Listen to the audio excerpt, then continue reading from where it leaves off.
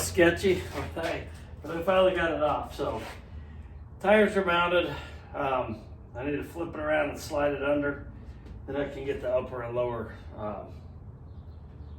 arms on. So I'll get a camera underneath the car so we can. All right, let's get this thing pushed under here.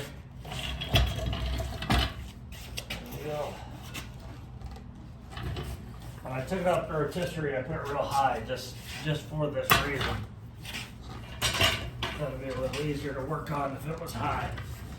So we'll move these bars up out of our way. Hopefully we'll clear them. It looks like we're just barely gonna get past them.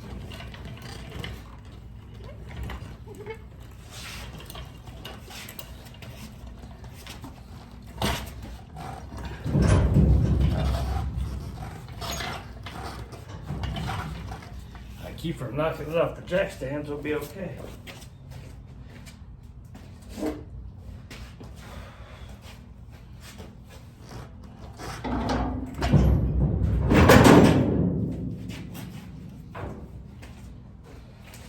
So first thing we got to do on this is get the shock mount done, because once these bolts go in here, you can't get to them. So they go on the very bottom to where your shock mount is hanging off the bottom. So right there like that. And there's a thinner one that you can see this top, it's like stepped. There's a shorter bolt that goes here and a longer bolt that goes here, both with nylocks. So we will get those in there, put these nylocks on them.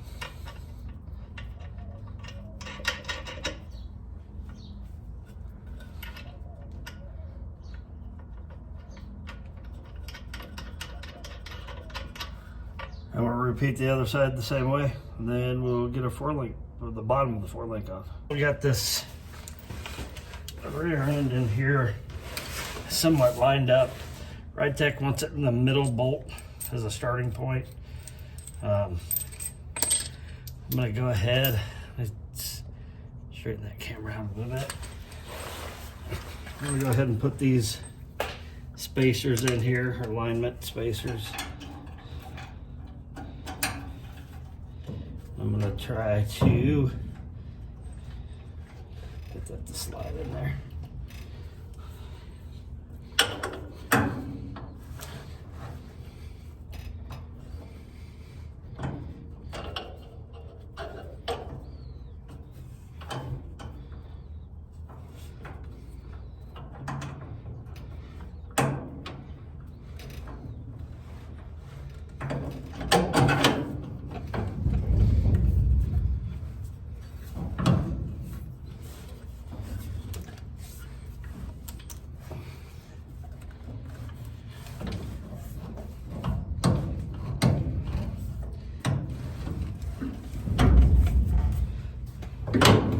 Go.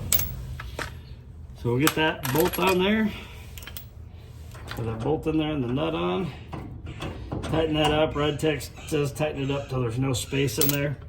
There's no torque spec or anything that I can find. So I'll get that tightened up and start on the top. So I'm gonna go ahead and do the top. So it's just like the bottoms. Use these spacers.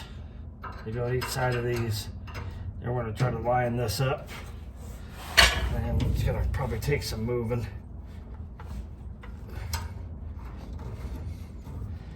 I have to lift the car up a little bit. But anyway, we'll get it lifted up, and I'll get these lined up. It's just sitting a little too low right now.